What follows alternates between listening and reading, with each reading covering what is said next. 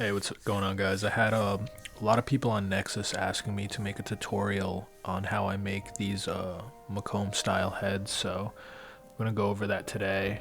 First, we'll talk about all the requirements you need. Obviously, the mods from Nexus. The next thing you're going to need is a photo editing software. I use Photoshop, but you can use something free like GIMP. And if you do use Photoshop or GIMP, you may need a plugin to edit DDS files, which is the default texture file for Morrowind. You're also going to need Blender, which is a free 3D modeling program, as well as Nifskope, which is a standard NIF file editor, and NIF files are the type of files used by Bethesda games. Now, I'm going to try to make this as beginner friendly as possible. But if you're not familiar with any of these programs, I do recommend looking up some kind of beginner tutorial just to get familiar with some of the layout of the programs, like what tools do what and things like that, because it is going to be probably overwhelming for someone with zero experience. I'm going to break this down into a few different parts. The first part is going to be textures, which are the image files that you see in Morrowind.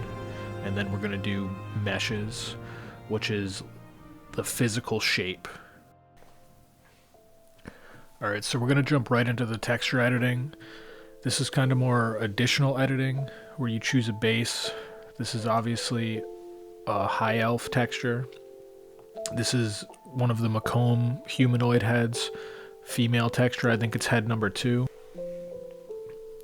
So what I'm doing here is just browsing through my brush list to see what I want to add. The first thing I think I'm going to add is going to be a scar. So I find my scar brush. You know, just adjusting the size and looking through. Right here are the layers. You're always going to want to make a top layer. It's a lot easier to make changes if you do. I'm gonna go to the next thing. I think we'll do a scar. Here's some claw mark brushes.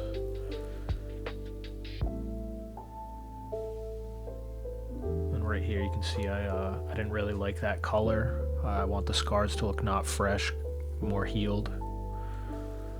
How I do that is I choose the lighter color. Right here I'm just selecting the inside of the eye to delete. And now I'm gonna make the scar pop a little bit more by adding a little contour and drop shadow. And then I just change the opacity down to kind of make it blend more realistically.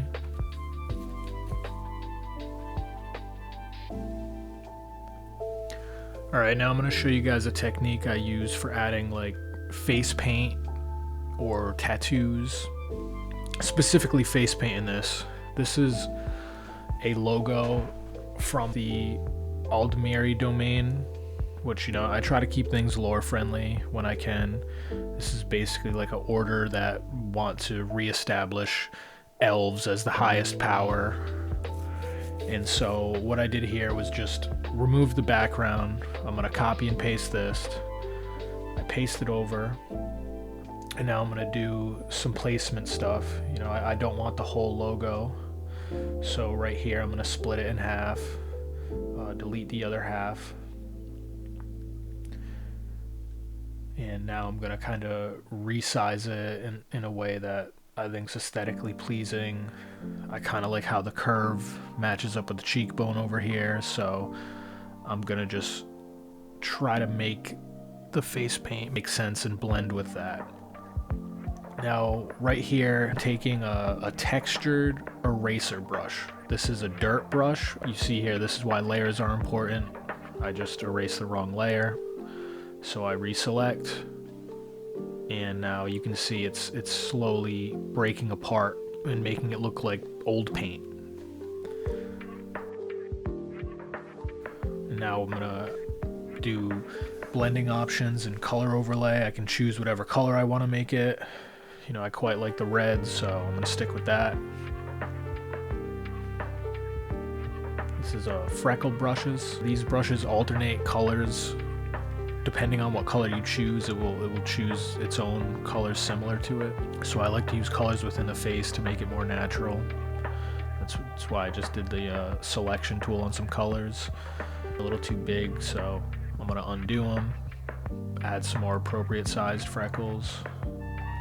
And here I'm just selecting the opacity, gonna lower it a little, try to make it blend in with the face, not stand out so much. Now here we're gonna add some eyelashes or eyeliner, whatever you wanna call it. I'm just selecting a general brush and a color. Now I'm gonna use the selection tool to kind of make the shape I want. I'm gonna frame around the eyes, kind of go with what's already there a little. You know, add a little curve and maybe some exaggerated lashes or mascara, whatever you want to call it. Gonna color this in, and then I'm going to copy and paste it. Now I'm flipping it horizontally and bringing it over to the other side so it's an exact match. Right there I was just adjusting the layer so it went over the face paint. That's just preference. Here I'm going to show you change the eye color. That's the color replacement tool. I chose pink. And then, I'm doing this a little sloppy, but you could do it much cleaner. It's just for the example. And now we're going to do it with the lips. Select the same color as the face paint. And if you can see, it didn't really make them dark. So here I'm using the burn tool to darken it up. Doing the same with the mascara. Adding a little running, just making it look a little more unique. So that's probably good. We're gonna export it now. If you're using Photoshop, you're gonna need this NVIDIA texture tools. The link will be in the description. You choose DDS. Now this is the important part. You wanna make sure you do I think it's the DXT3. And then now I'm gonna show you how to do the detail map, the normal map. I use detail maps. So for here, you want to select all the layers and you have to merge them together. Go to Filter, 3D, and then Normal Maps. You can tweak these settings. Usually I find the default is pretty well. Change the saturation and darken it a little to make it match the default. Go ahead and save that.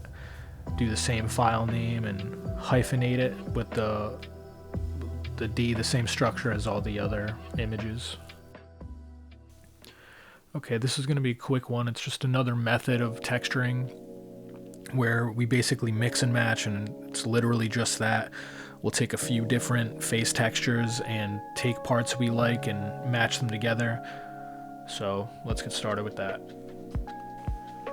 Alright, we're going to start off back with the texture we just edited, just so you can see the differences a little more easily. I'm going to open up a few other texture heads. This one is an older one with wrinkles, and then we'll just do a random other one.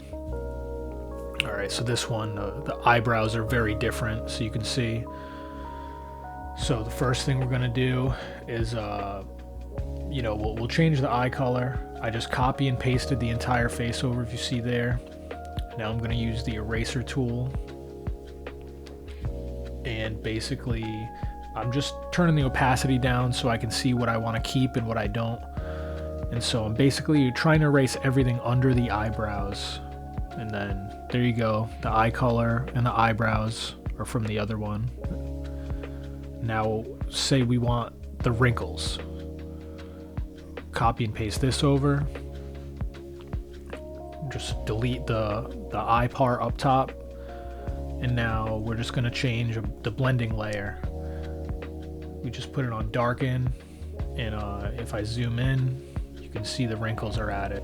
So this style is very hard to replicate because it's almost like an oil painting base.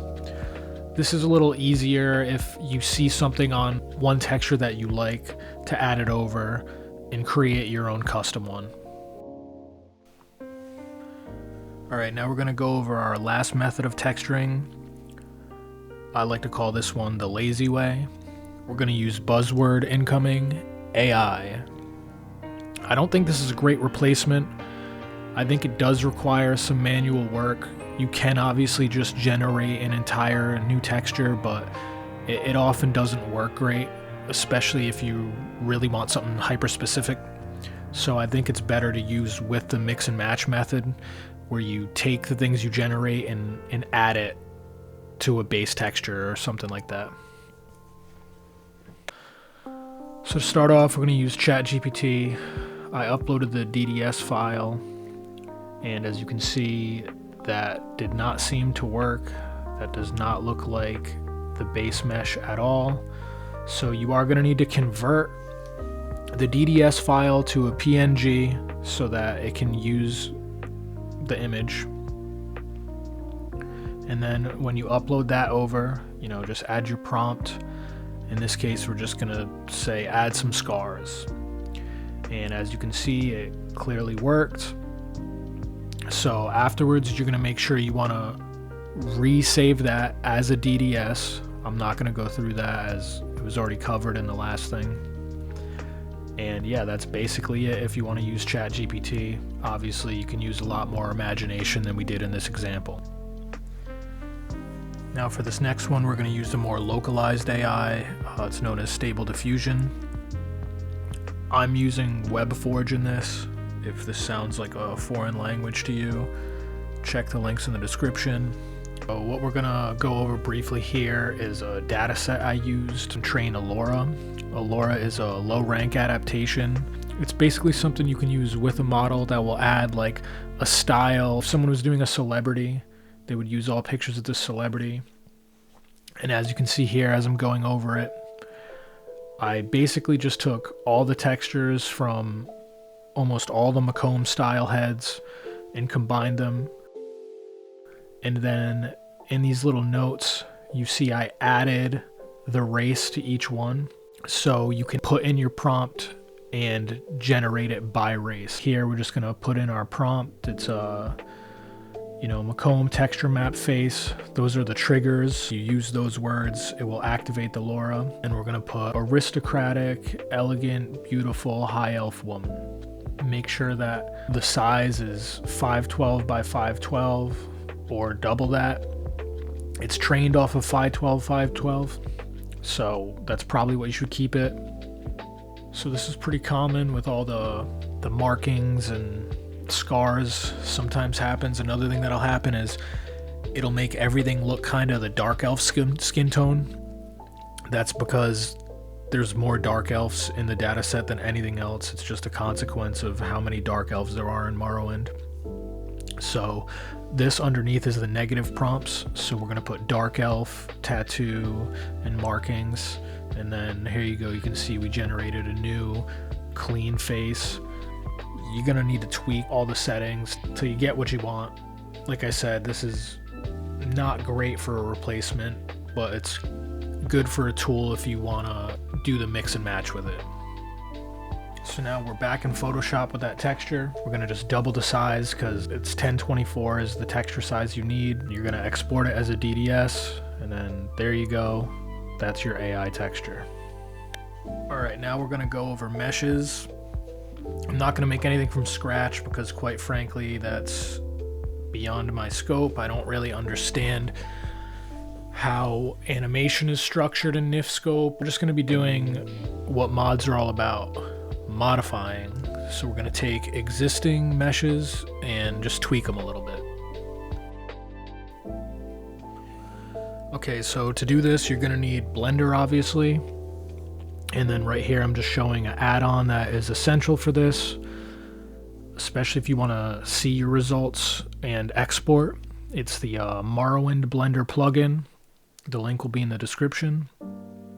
Now this is where you might want to look up a beginner tutorial. I'm going to do this kind of quick with the assumption that you have some kind of knowledge of this.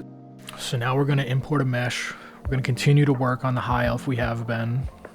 So we'll just import high elf female head 2.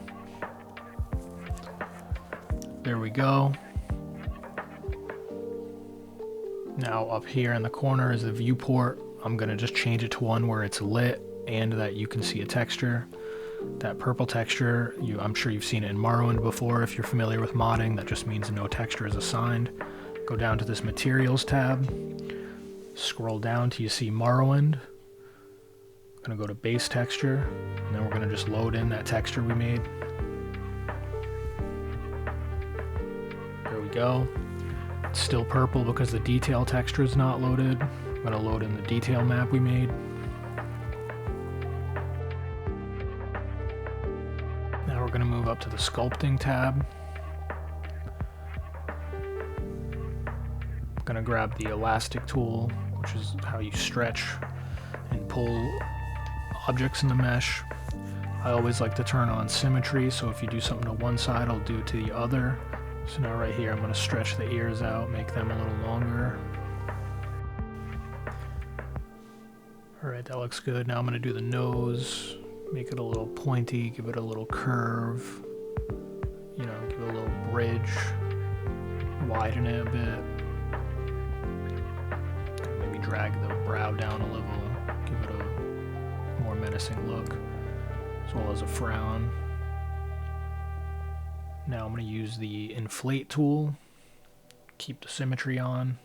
This is going to inflate the object. That's going to make the cheekbones a little more pronounced, as well as I'm doing the jaw and the chin. You can see it kind of widen to the chin out. We'll make the brow a little more pronounced. And then kind of fix the nose to be not as pointy.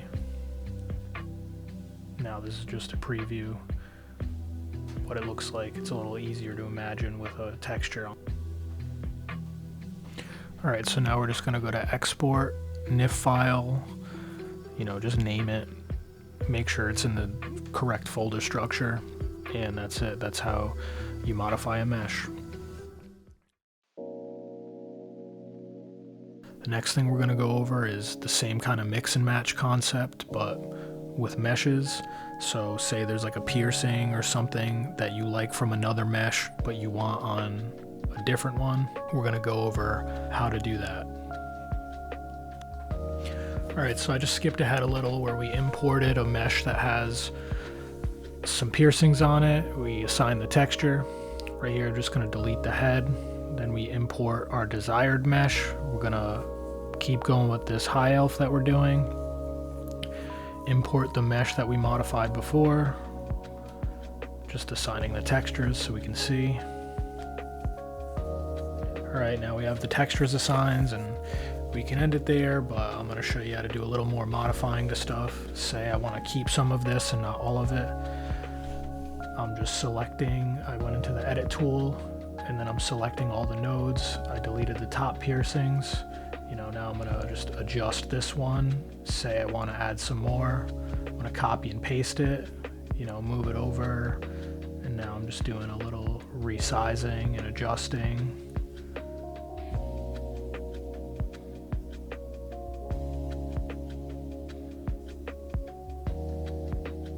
You know, kind of just mess with it till you get it where you want.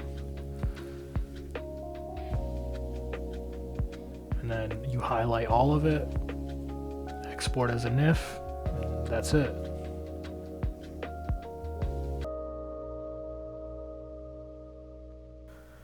All right, now we're on to the last section where we're going to talk about Nifskope and the construction set. So after you download Nifskope, you want to go to the modified head that you created, open it up, and now you want to go to the drop downs till you see the texture bar. The top bar is the base texture, the bottom one is the detail map. You want to locate and insert your textures you made. Then you want to delete all the text before, so it just says texture, slash, and whatever the directory location is. So now we're at the construction set. In your data files, you go to your meshes, you make sure you have the new head there.